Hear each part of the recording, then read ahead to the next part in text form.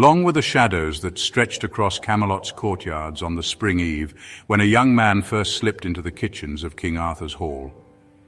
He bore no banner nor herald's cry. His clothes were plain and travel-stained, his speech courteous but quiet. Yet if one looked closely, they might have glimpsed a certain brightness in his gaze, as if he carried a secret flame within. He named himself Beaumains, and so it was that Gareth of Orkney, noble-born yet unknown, stood in the service of the scullions and spitboys.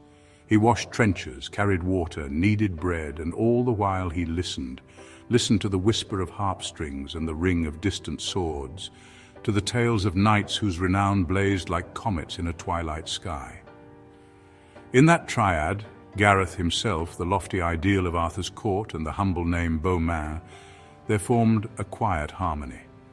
For Gareth believed that greatness, like bread, must first be kneaded, proven, and fired.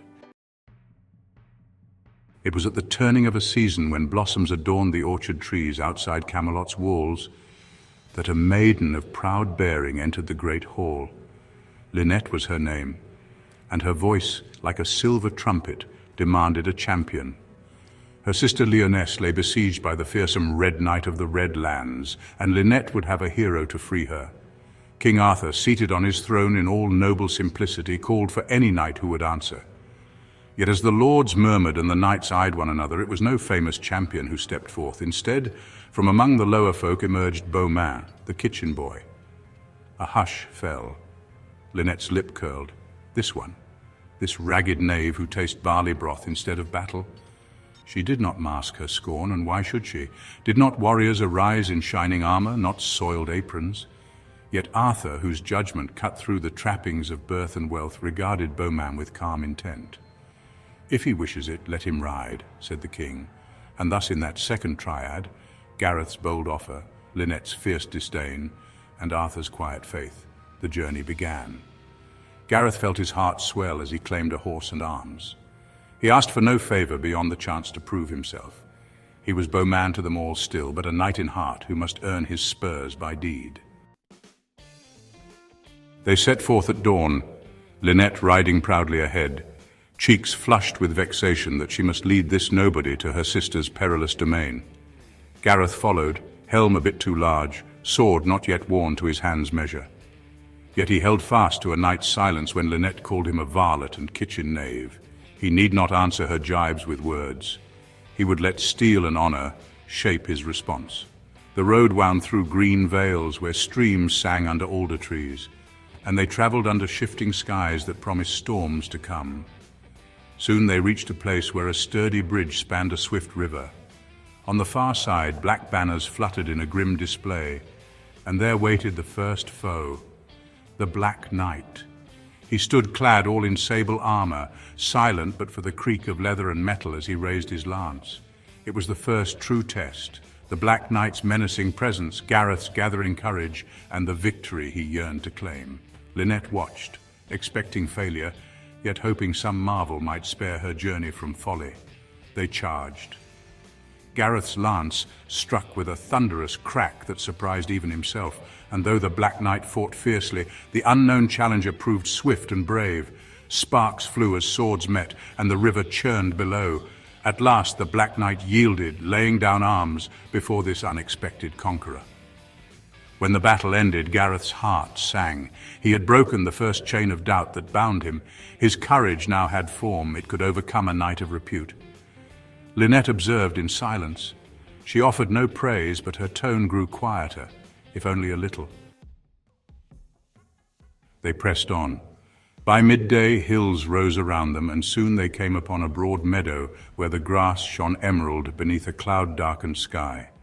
There waited the Green Knight, arrayed in armor tinted like deep forest leaves, his crest a plume of fern. He challenged them with the steady confidence of one who had never known defeat. Now Gareth must summon not just raw courage, but skill as well, for this foe would not fall to mere beginner's luck. The triad coalesced again, the Green Knight, symbol of a harder trial, Gareth's growing mastery, and the respect that might be won if he prevailed again. They circled one another as Lynette watched from a safe distance, arms folded, her tongue held in check. The clash of swords sounded like a blacksmith's forge. Gareth fought with measured blows, recalling each faint encounter he had witnessed in Camelot's training yards. In time, the Green Knight bowed his head, conceding to strength and craft.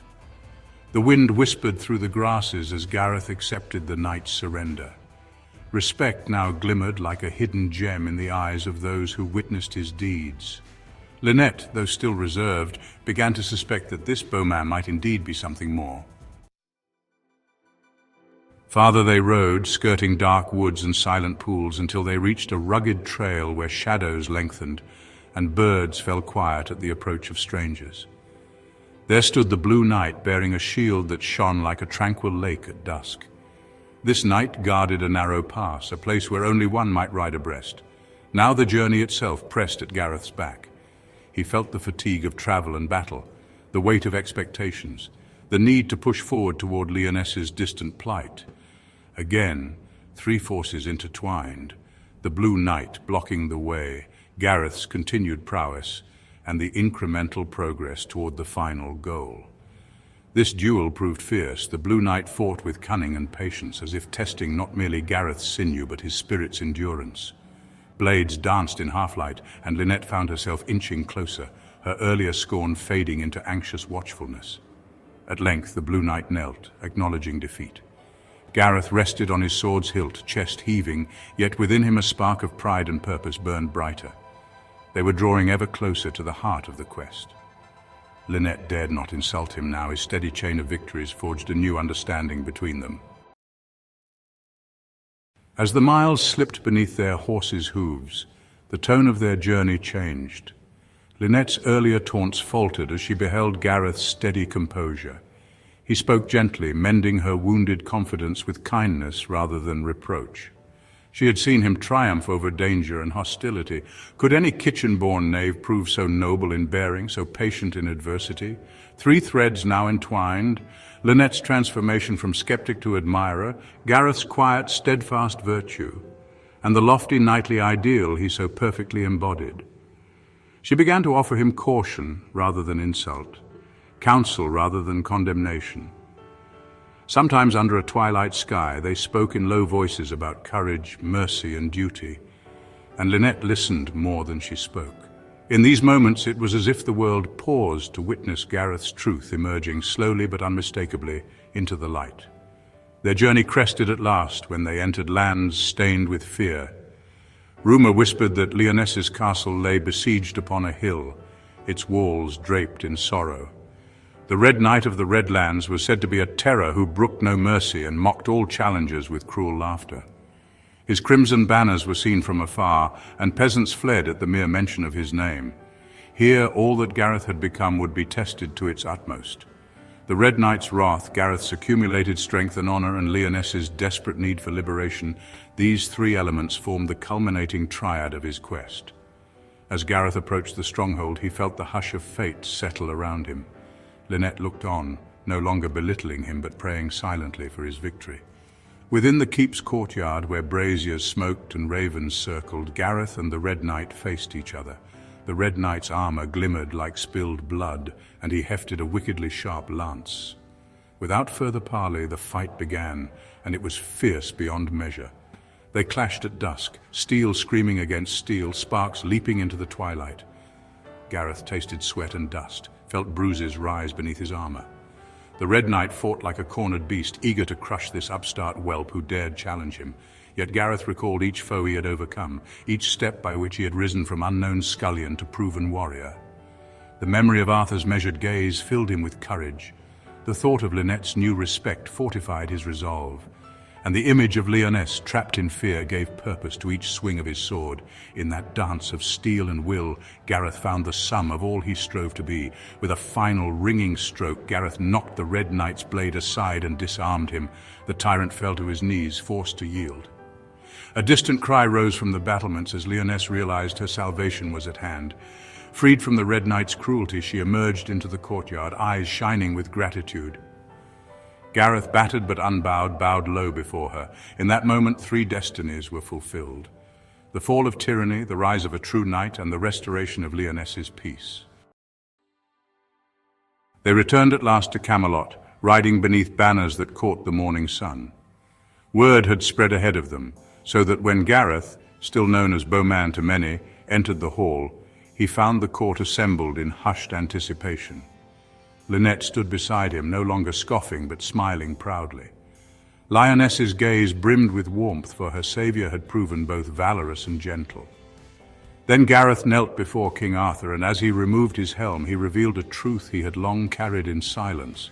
He was Gareth of Orkney, brother to Gawain, a prince's son who had sought to earn rather than inherit his honour.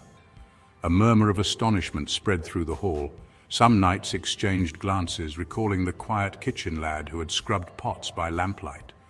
Arthur rose from his throne, and his voice carried clear and kind. "We see now that noble deeds, not noble name alone, forge the worth of a knight."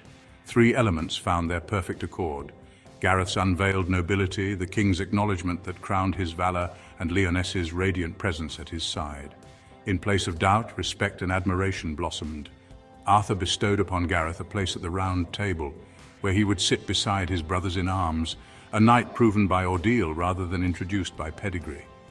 That evening, as a feast was held in Gareth's honor, he and Lyonesse spoke quietly amidst the laughter and music. She held his hand and smiled, recalling how he had come without declaration or heraldry, yet carried true chivalry in his soul.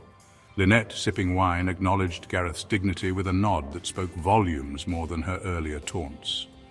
Gawain embraced his brother, proud that Gareth had earned his spurs through valor of the purest kind. As torches flickered against stone walls, Gareth remembered the long road behind him. The humble name Beaumains, the derision he had endured, the foes he had conquered, and the transformations he had inspired. These memories wove into a tapestry of honor, love, and fulfilled purpose. No longer was he the unknown youth lurking near the kitchens. He was Sir Gareth, proven knight, guided always by the triads that had shaped him, his own hidden grace, the shining virtue of Arthur's court, and the humble starting point that made his rise all the more glorious. And so he dwelled in Camelot's golden light, a living testament that greatness need not announce itself with trumpets.